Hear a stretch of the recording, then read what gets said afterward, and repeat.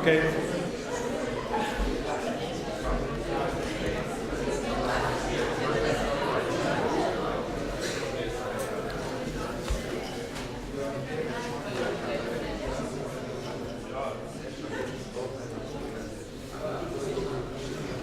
Now with function and rules.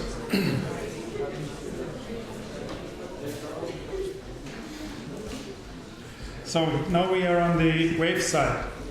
So we are not looking at the way how to present and how to write expressions with bodies and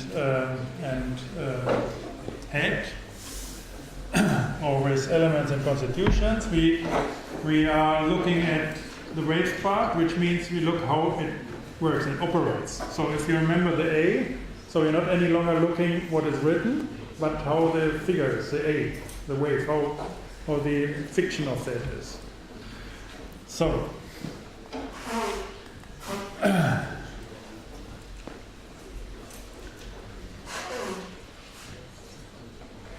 oops.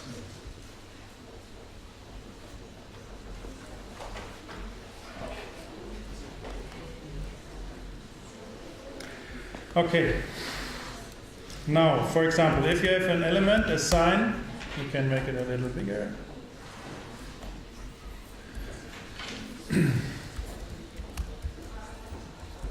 So, we assign an expression to a symbol. So we can ask for E, it's this. Now, there's a rule. So we simply say R, we assign the expression rule to X and Y. So the body is X and Y, and we make a rule and we assign that to R. So the infix form is this, X towards Y. So now we say replace all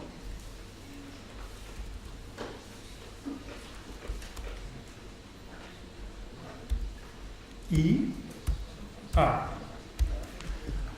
This means take E,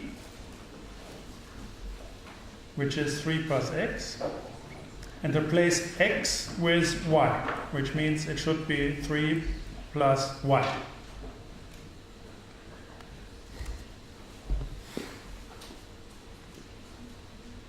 Yeah? So you can take whatever you like, and you say, take this element and replace it with this. So for example, you can have a picture and replace all the red pixels with green pixels. So this is called a rule. The infix form for that is this here.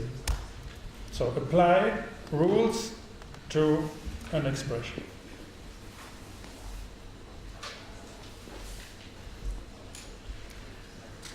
So you can have it directly. For example, you can say 3 plus X with this rule, X replaced by Y.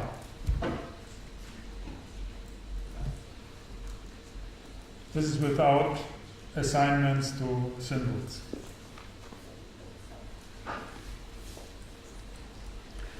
Or you can say X replaced by 3, so 2 plus 2y.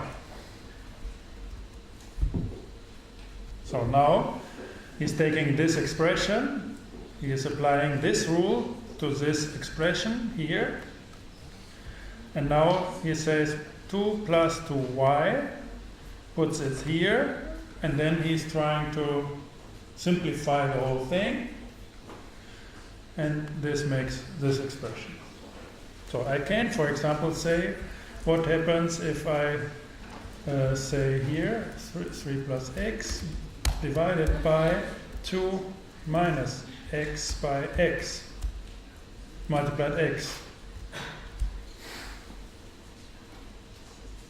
Yeah.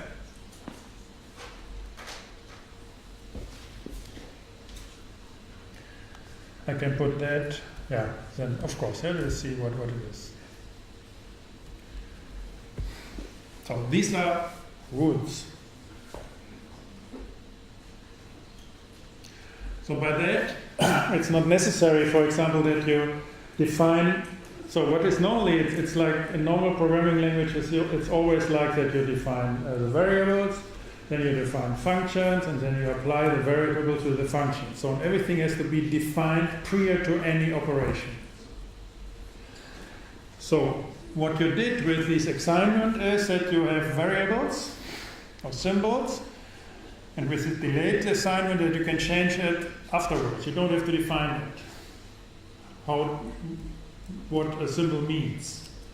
With rules, you even can change functions. So you don't need to define what an addition is. You simply change it, depending on how you like.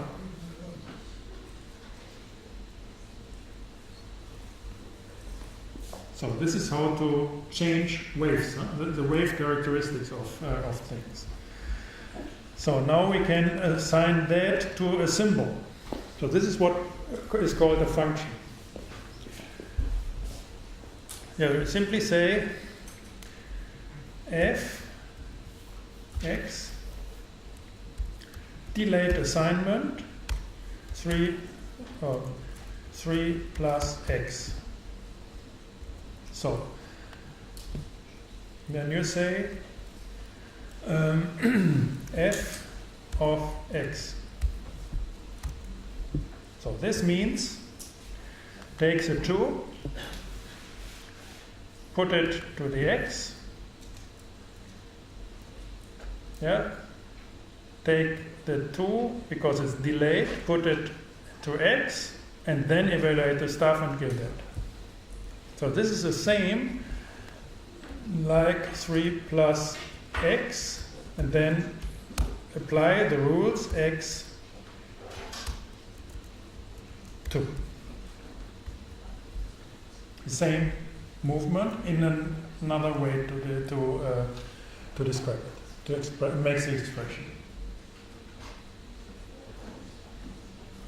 So what you have with functions is that you simply say, this is what you do. What would you have? You say it's a kind of container, it's a symbol, and it's doing things. So it's changing the data. So you want to have the organism how to change data. Yeah, you want to have that stable. You put some values in, bring these values in place, and then operate. Therefore, you need this delay. So this is a convenient kind of defining functions. So now you can ask for f. You see, f is a function, delayed assignment to an expression, and we have this delayed assignment of the variable x to that.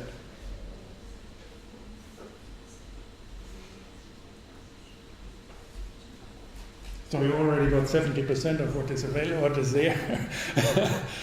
So I told you that architecture is the art of jointing, and these are the bricks, the digital bricks. So this is how to put things together. So this already is 2/3 at least, even more of what is needed, and then that's it. To join digital elements. So you can have now, for example, you can say f of 5. This is what we had, but you can say f of 5 plus 3. So this is an expression. It's with infix. You can, for example, say do the same with prefix plus. So you simply can nest whatever you like. Put it here. If you do that, then this is evaluated. This is 8.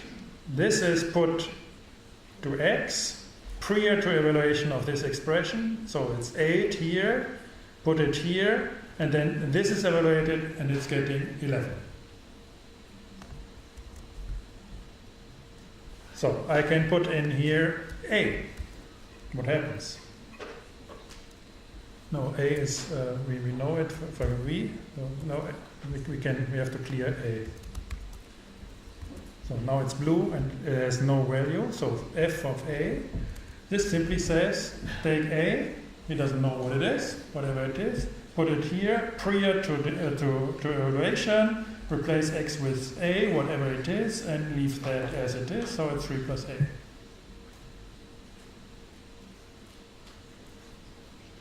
So these things are infinite. Yeah? And by that, this coding gets like clay. So it's really amorphous. You can do whatever you want.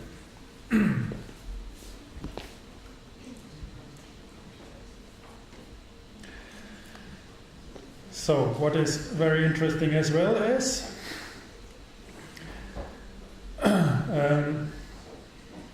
you can have multiple. So you say X and you say Y. This is X plus Y. Then you say f of 5.6. And this gives 11 because X got here, Y, 6 goes via Y here, and then evaluated, so it's 11. So the interesting thing now is that F has two definitions. And this is really treated as a rule. Huh? So in this case, this is just the short form for the rules. So if I ask with only one parameter, then this is a kind of key. So this function fires because the key matches to this variable. And this doesn't. So therefore, this is 3 plus 4. It's 7. If I put 3 and 3, then this fires, and it's 7. And it's 7 again. No, it's not this good. 1. So it's 6. So because this fires. If I get a third one, there's no definition, and by that it keeps the expression as it is. You can't simplify it. So I also can make a type. So I can say, if this is an integer,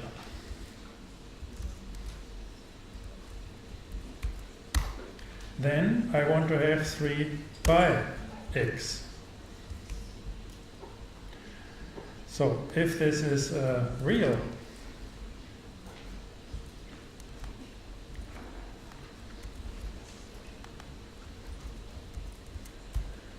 then it should be 3 plus x.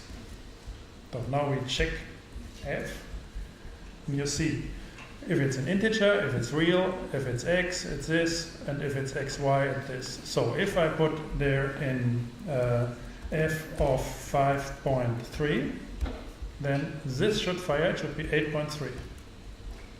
If I put in a 5, it should be 3 times 5, 50.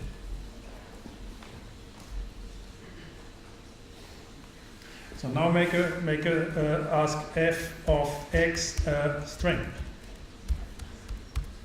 And I say it should be the length of x. So now it counts the character of the string. So if I say f of hello, it gives a string length.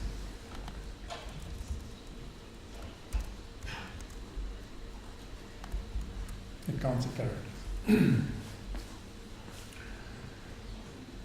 So by that it's getting very amorphous and so on, and you are able to abstract from media and the type of data and so on. So that's it. That's the characters. And the rest is exercises. Now we have the full cycle. Particles wave. expressions, evaluation, and that's it.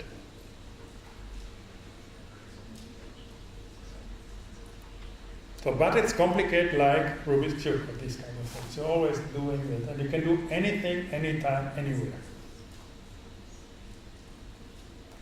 So for me, that's the beauty. I grew up with these, and my master is Fritz Haller.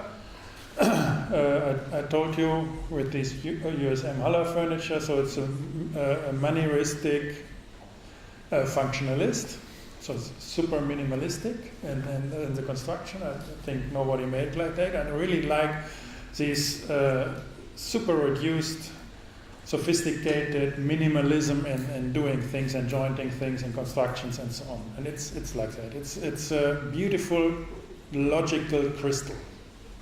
And you can anything, anytime, anywhere with all the same.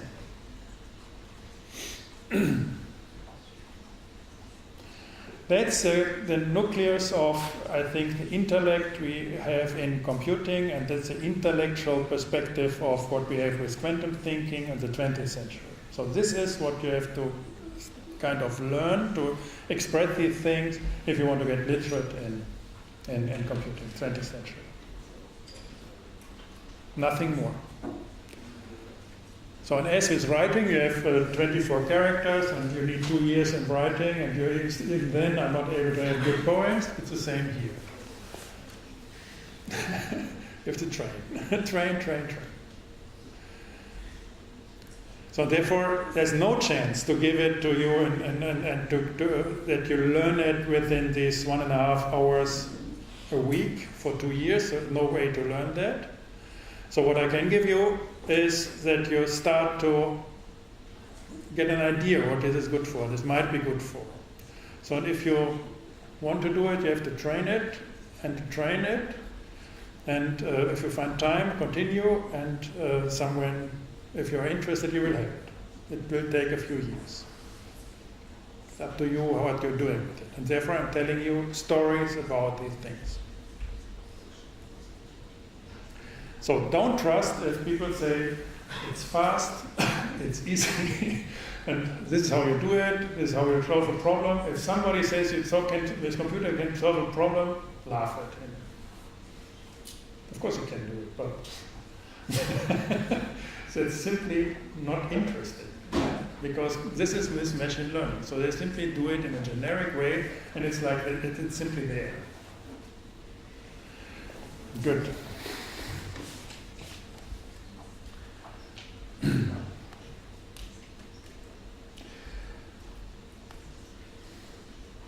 Now the Turing machine. I put these episodes beside, so these are clear and simple stories, and you can look them up. So, and for example, here the Turing machine. This is the context. It's about computability. This is what computers can do. It's a mathematical model about what computers can do. So this is, I told you, you're struggling if you're in waves. You're struggling with the infinity. And with Turing, with Gödel, and so on, they're struggling. What is the mathematical expression of the limits of what can be done with machines? So there are these, therefore, and you see what Gödel said. You can look it up. I made links here. A system is either consistent and incomplete, or complete and inconsistent. So it's a play of infinity and paradox I'm telling you. So you have to decide. You are either complete or consistent, but you can't have both. And that's the thing with global and the local, people talking around and puzzling around and so on. So this is in the 1930s.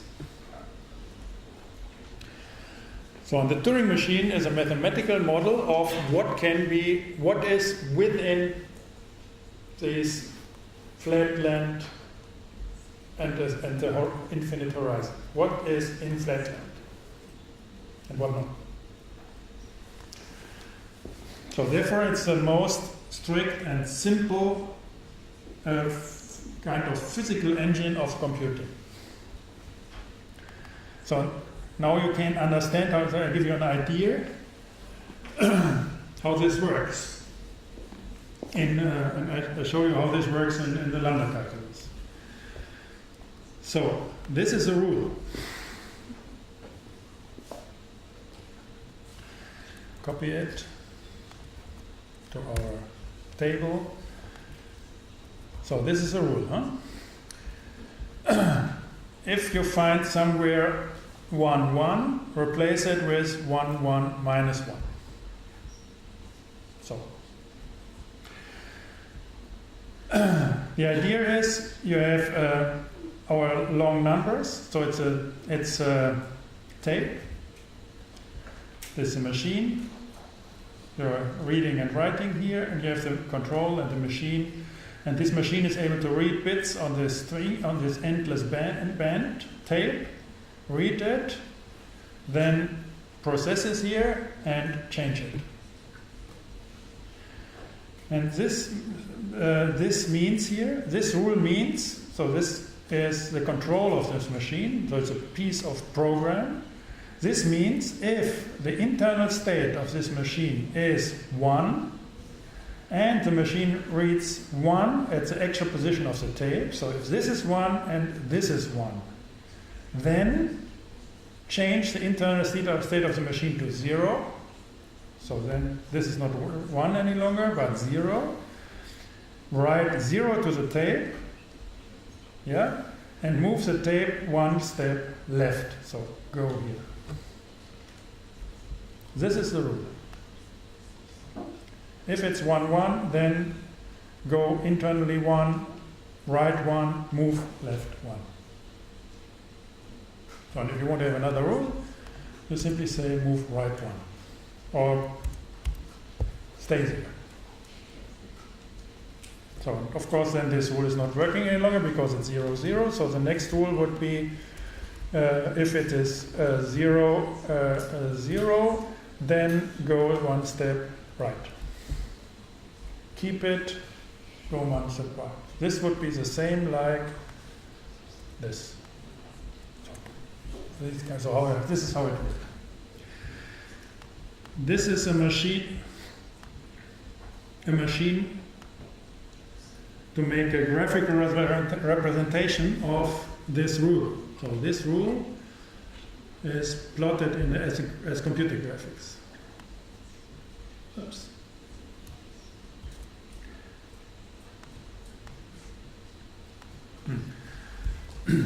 Okay, so if the internal state is 1, it's black, and the tape is black, then internal state should be white, tape should be white, so 0, 0, and move left.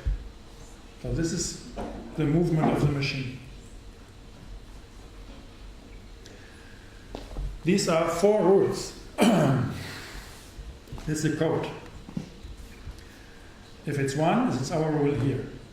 If it's black, internal black, tape is black, then the next time tape should be white, machine should be white, and it should move. So if tape is white, machine is black, then tape should be black and move right, and head should be white. So this is here. So these 4 rules, you can have any program. So it's important that you can make any program with that, whatever you like. So what computer can do, this simple writing can do. So it's a little crazy to do it like that, but it's working. So now we have the state. We say on our band we have a 1. So our machine should have the state 1, and we go to position 6 on a band. So we have the band has 12 cells, all 0. This plots the Turing band and our machine with 1 at a position. It starts with 0, 0, 1, 2, 3, 4, 5, 6, and it has a state 1. And the band is 0. So now we plot it without symbols. So we have, this is our band, this is our machine, the state, and the position on the band. This is a plot of it. Now, this is the code to go one step. So which means make a new band, change the band, change the state, run Turing with the actual band, with the actual state, and the code. These 4 rules.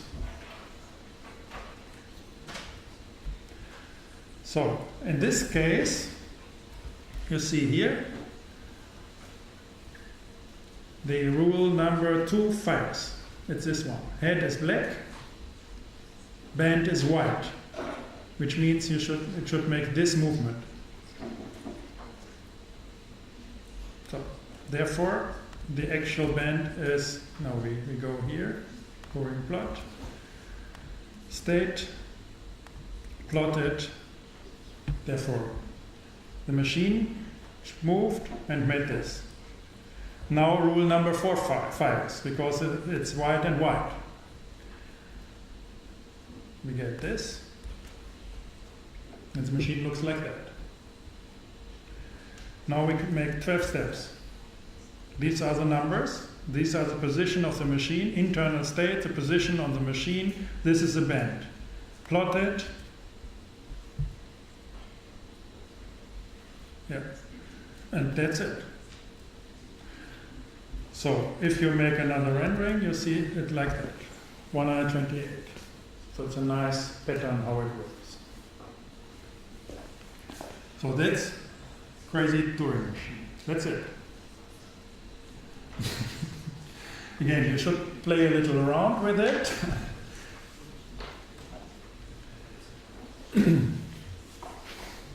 And get an understanding how these things work.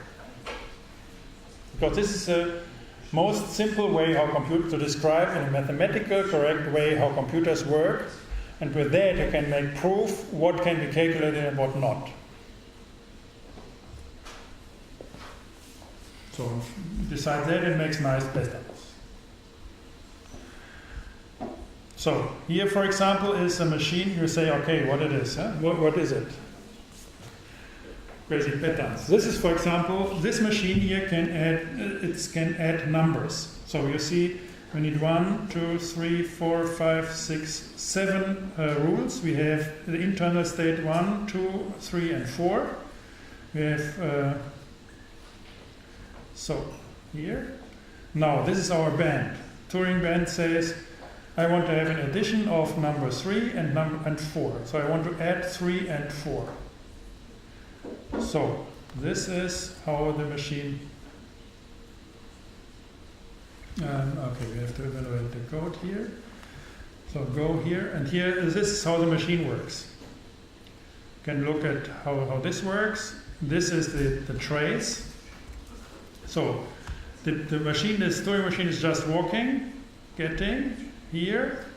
If it finds it's entering the first number, it's going to the end of the first number, getting the end of the first number, changing it black, going to the end of the second number, seeing the end, going one back, and getting that to 0 and then finish. So you can do it with millions. Yeah. This is an animation. So you see it's the same thing. Now the machine is run.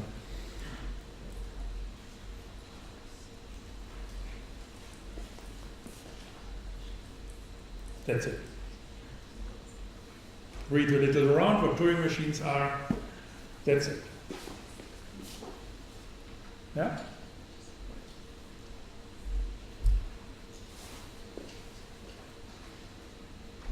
Now cellular automata, now it gets fancy. Architects get very, very crazy with cellular automata. It's very simple as well. It's a Turing machine which is spreading. It's just another geometrical, so it's not working in time, but in space. So and here you see the rule. So this is time number 1. This is time, as we had it, time number 1, T2, T3, 4, and so on. These are the rules. So this means if we are at this point and asking, then you're looking for the top 3 neighbors. If they are all black, then change to white. If they are like this pattern, white.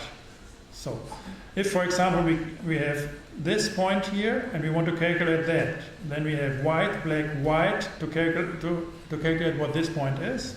So therefore we have white, black, white. This is the rule which fires. Black.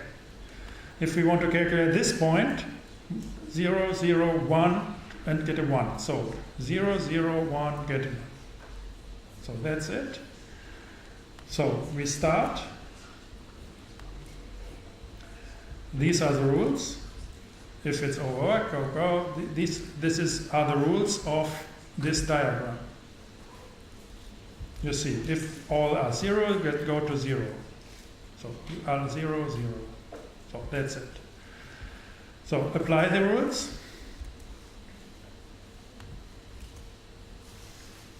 So that's the next step. So we started here and now we have the 3. So again, do it on a lot of steps. Continue with that and you get these kind of patterns. Now start with 400 in random line. You see.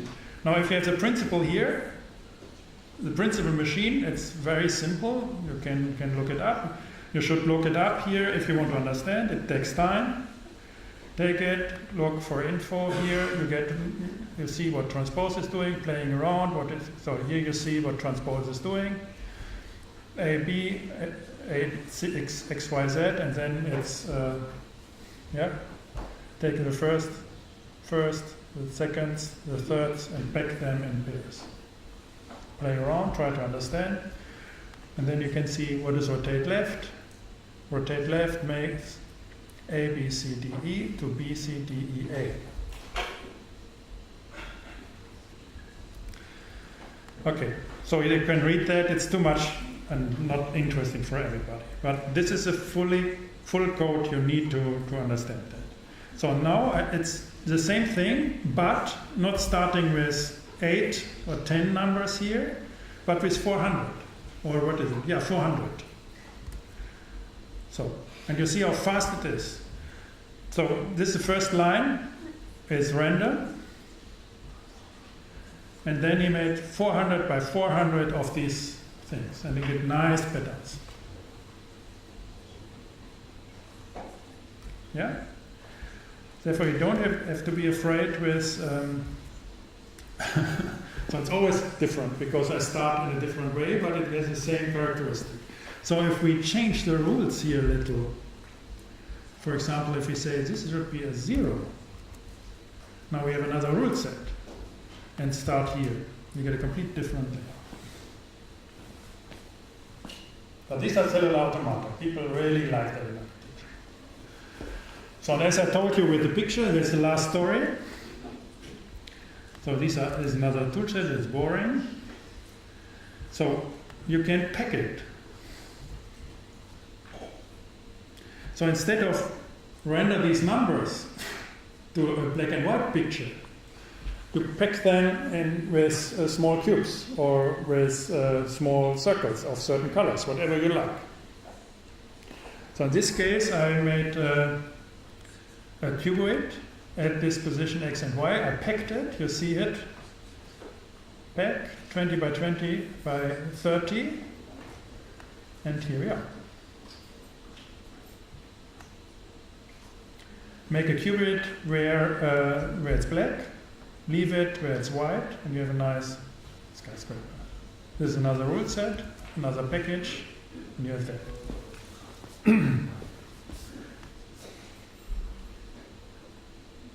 Make a 3D print, everybody's happy, yeah? 5 lines of code, everybody's happy, everybody can have an individual one, can make a piece of the ring, so individual one, so, because the moment you make random, you always get different things, so that's it. So these are the traces of computing. So this is what it's interesting to see that with this performance we can do these things, but I think it's the most uninteresting thing ever because it somehow makes the traces of the intellect of your program.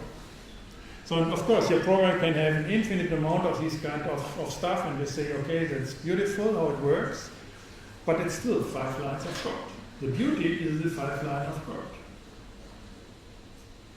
That you make this Rubik cube, who is doing millions of individual things.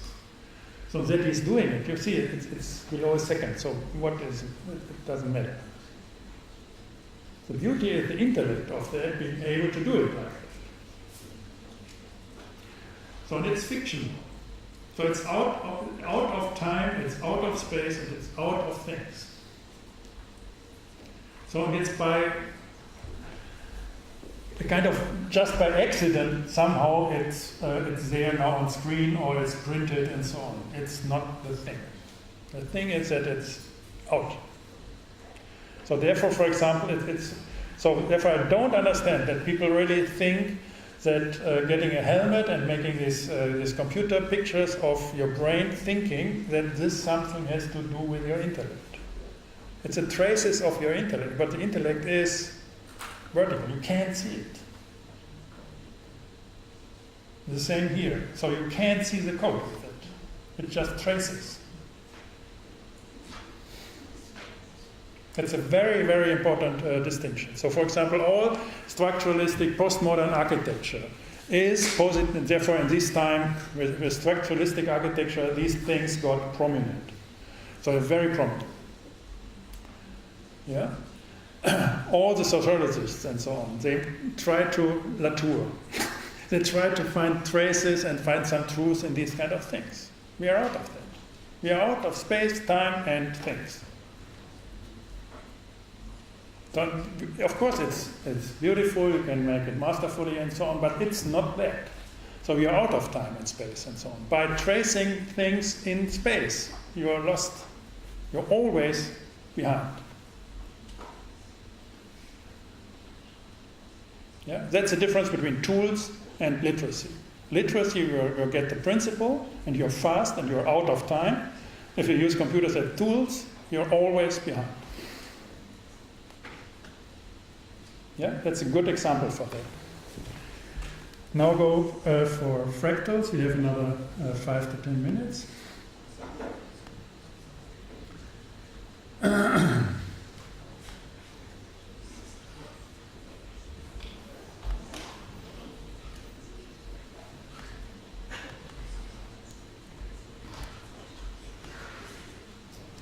That's German. I didn't, was fast.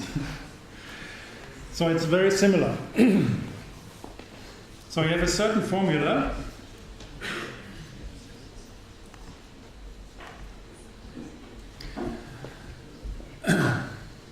It's a formula which is putting its result in itself.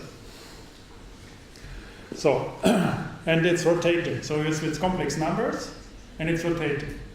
So complex numbers are with numbers. It's the same with fractions and so on. You have always a particle part, and then you have the wave part, and so on. The complex part is always a rotating part, and the real part is the particle part.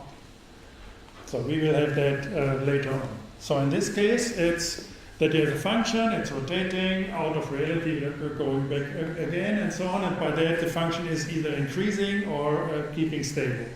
So what you're counting is how many iterations do I need to get over a certain limit. So because you know with these functions that if it's increasing very fast, then you stop. So it's going to infinity. So if you have other values, it's keeping stable and you can go infinite. So you have these functions with certain parameters. Yeah, and you start running on itself, and you either end if the result exceeds a certain value, or you end after 10 or 15 or 100 iterations. So that's the game. So that's a function, and here you have no, this is a function here. The Julia set, you can look it up. So, and you see what happens. So I take this function, I put in a real part. So this is a straight line. This is a circle with a certain diameter, and with a certain phase, 0.1. So, and you see the value changed a little. And you can do it again and again and again. So for example here, next one, so I have a function twice. This is a function call, an infix form. So you see it's moving, it's still moving. So, and now we do 12 iterations on that, and you see it's getting extremely high. So it's exploding. So here you see this is the real part of the thing. After 12 iterations, you see it's getting slower, getting down here, down, down. And now, these are the first numbers here. Tuck, tuck, tuck. It's going down, and now it's exploding. And then you stop. Say, okay. And you only decide, is it exploding or not?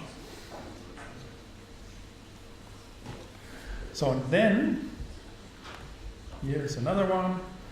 And then you do it for an array of numbers. So you can start here, we start here with minus 1.5 and 0.1.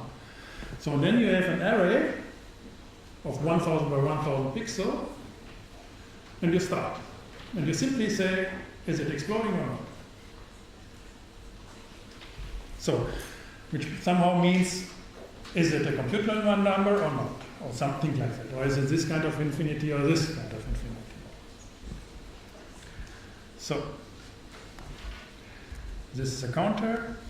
So here we see, for example, this coordinate x and the real and the imaginary stops after 8, this after 18. So this is now an array where this function stops. And this is an array of 480 by 480 pixels where it stops in grayscale. That's a lot to calculate. And this is in US.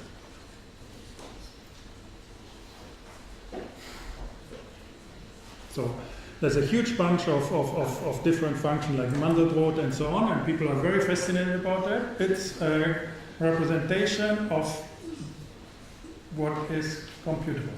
And this is the paradoxical thing. So it's always infinite, and you can't really decide, and in principle it doesn't matter. You always have to play with infinity and paradoxes to work with it. So to get super interested in infinity itself, it's a romantic gesture. Pure romanticism, computer romantics. But it's directly in sync with these anamorphs of the Renaissance and Baroque. So we are not any so our point of infinity is now it's calculation time, so it's in time to calculate things. So we are rotating now our process and calculation around point in time. And here it's infinity is the perspective point. So it's the same phenomena like that, but in life instead of in time. So this is the morphing space, and this is morphing time.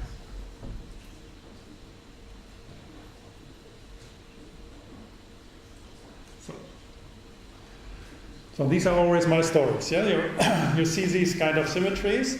You can learn how it is done, but you don't need to. And you get these. If you start understanding these symmetries, then you can learn and get stability in thinking. You don't need to code for that explicitly. Just try to understand these phenomena and try to understand what people did there then. Now you can, for example, look for what did they do with it? What is it in sculptures and paintings? How, and which kind of phenomena and buildings did they do? Which time and so on? And you can look for symmetries here in our time. Look then at the life and biographies of the artists there, and you can see how this works out, how people reacted to these things, why they liked it, why they love it, and so on. And you can learn for your work and your career. You're not alone with these new things. Yeah. So that's for today. I packed some questions for the exams. They're included in this training engine. And the evening we will have some coding as well for the ones who are interested. Next week, lecture 5. Thank you for coming.